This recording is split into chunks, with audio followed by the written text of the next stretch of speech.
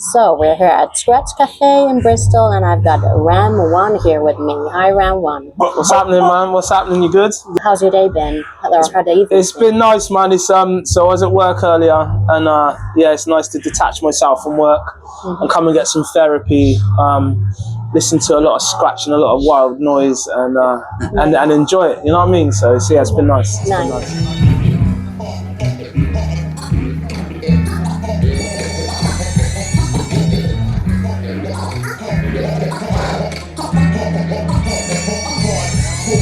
How did you start DJing? So I started breakdancing when I was about 12, okay. and always had a love for hip hop. You know, growing up on Wu-Tang. You must have went through Swindon. Yeah, like Plus One in Swindon. Shout out Dale and Acme and all them boys for doing it. Yeah. So I got into breakdancing, and yeah, I loved it. But then I wanted to test the other elements of hip hop. So I got into graffiti, and I met my mate, like my brother Laney. Shout out Laney. Yeah, big up. And then got into, so I was breakdancing, doing graffiti, listening to hip hop, and I would always hear like the little cuts on the chorus, you know, and it was just, you know, it caught my ear. So then when I was 16, I was in college, and I met my brethren Blackwell. So yeah, shout out Blacks as well. So I met him, and yeah, we just got on instantly, and I didn't even know he was a DJ. I didn't even know he scratched or anything, and you know, we just we were just cool. We just clicked, and we was cool. And then I find out that he's and actually like a sick DJ. Like back then, you know, so 16 would have been like 2004, 2005 times. It was like him, Para and Bela, really. Yeah, and they were just like cutting, like just. Yeah. And I was amazed. I went round to his house, and I met him. Like went round to his house, met his mum and all that, and it was just crazy. Like what I was wanting to do, and what I was hearing was what he was doing really well. Yeah.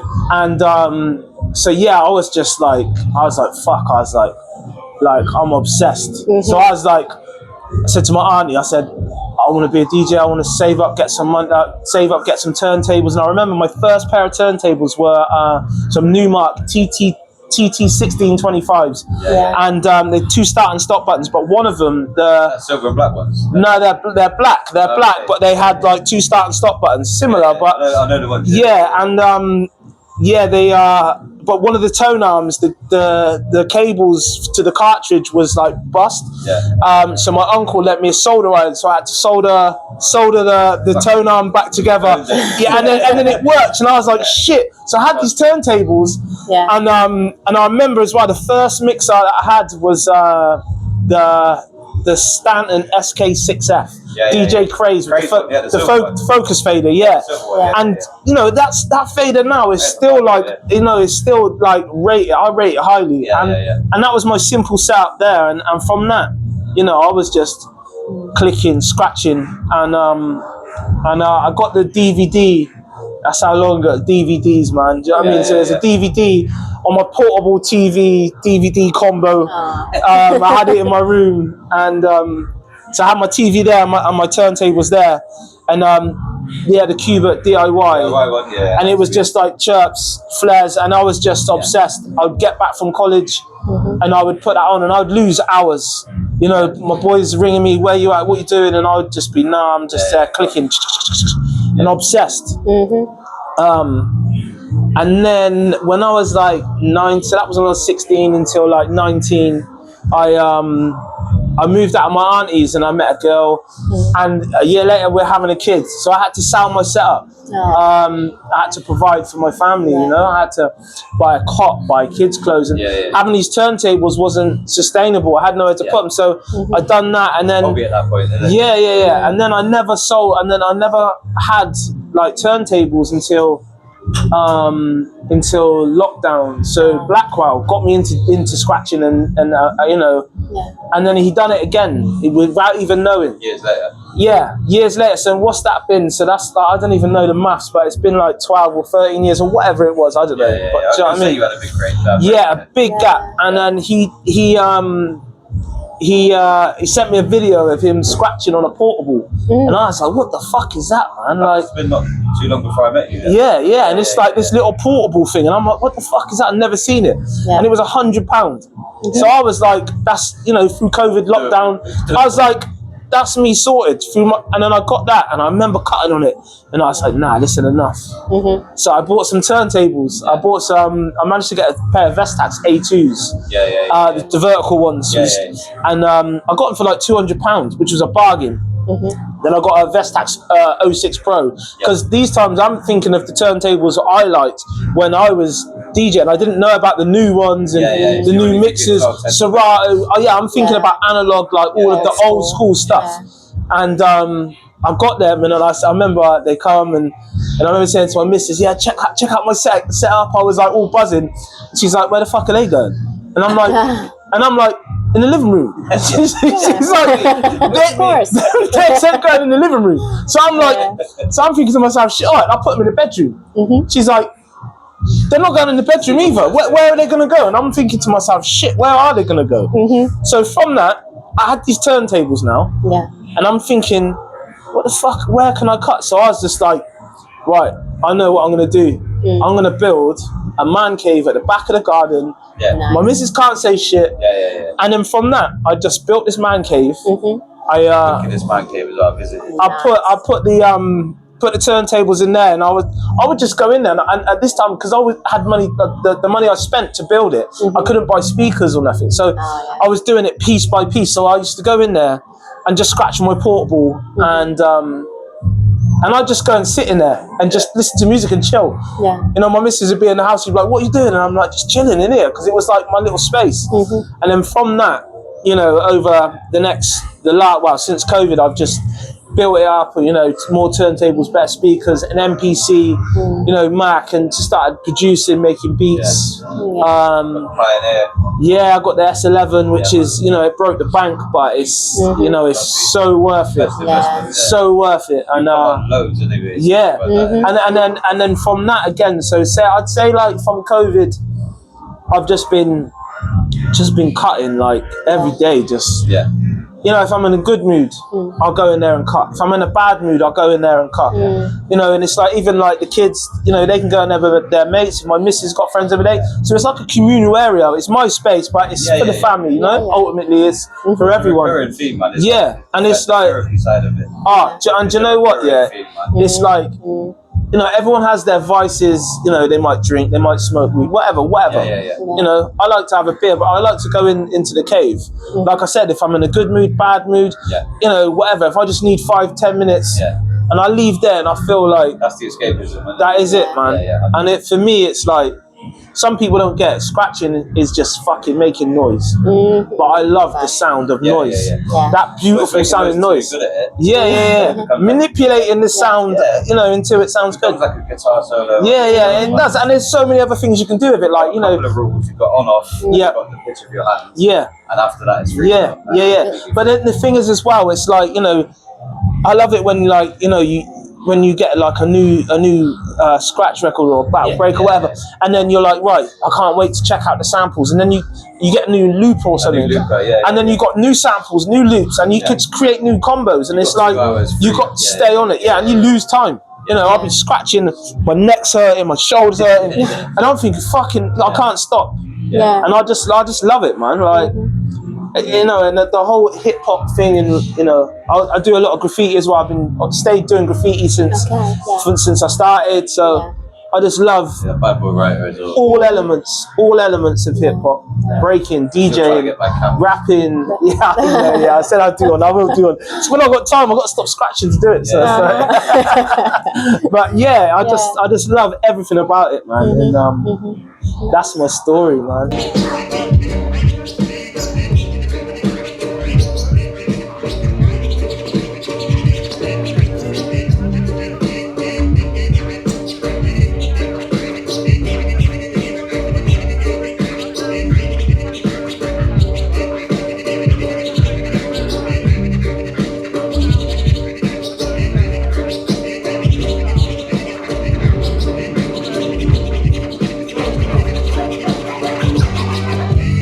What does DJing or what does like hip hop culture as a culture mean to you? Or being creative. Yeah. What does it mean to you? So for me, it means a lot of different things, you know, because it's like, you know, I like to think I'm sort of old school. I was born in '86, but I was a kid through the '90s, but that's when I was introduced to it. And for me, it's like, I love all the elements of hip hop and how they come together and make hip hop. You know, there's some people now who like scratching but they don't know about graffiti, or they like graffiti, but they don't listen to hip hop. And it's like, I can't understand that. So for me, I love every aspect of hip hop, every element, and what it means to me is like the togetherness of it.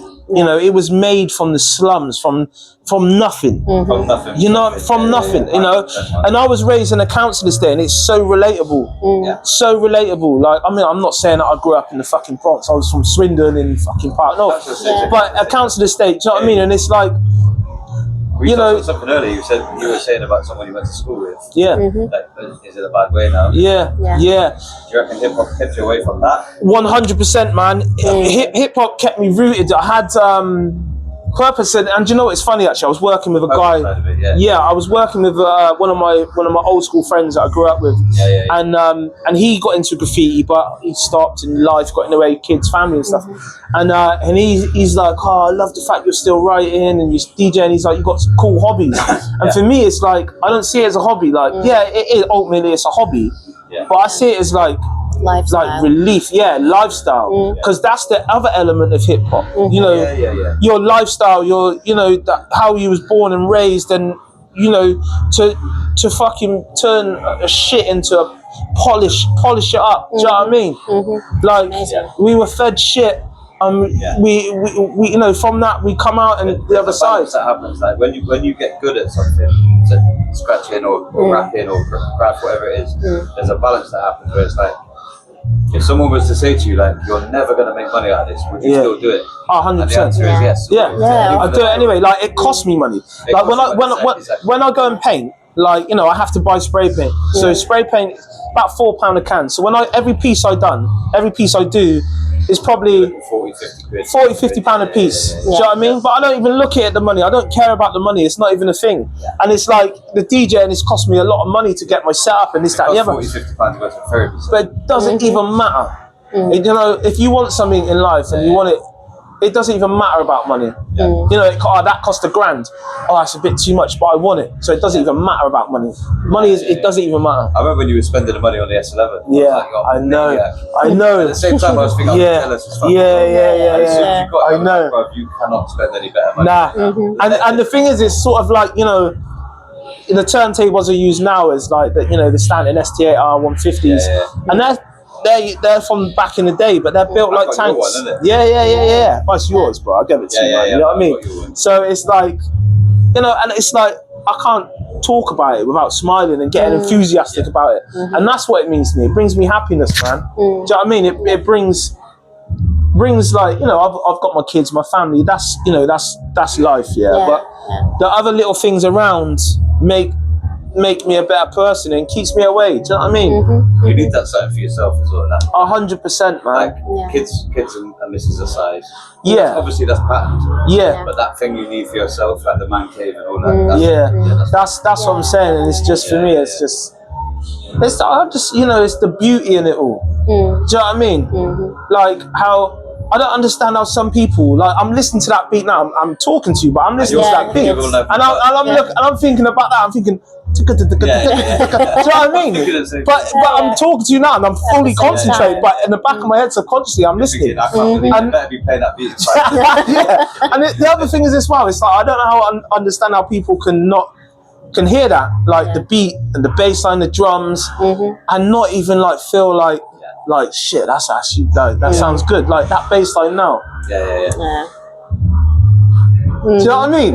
How can you not nod and smile at that? Like that's what it means. That is for me. It's happiness, joy, beauty. You know, something out of the gutter, and it brings joy. Do you know what I mean? Yeah. So that is it. Yeah. Wow.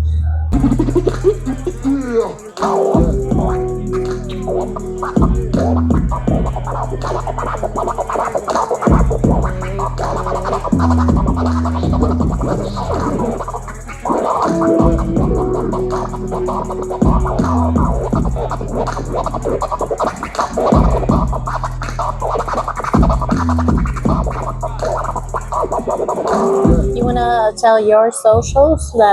Yeah, so I've got so it's Ram__1 is my DJ page, and then Ram1_Omar is like my personal page, but it's got some graffiti and stuff. Yeah, it's got some graffiti on there. But yeah, man, yeah, hit me up and give me a follow, like, and all of that.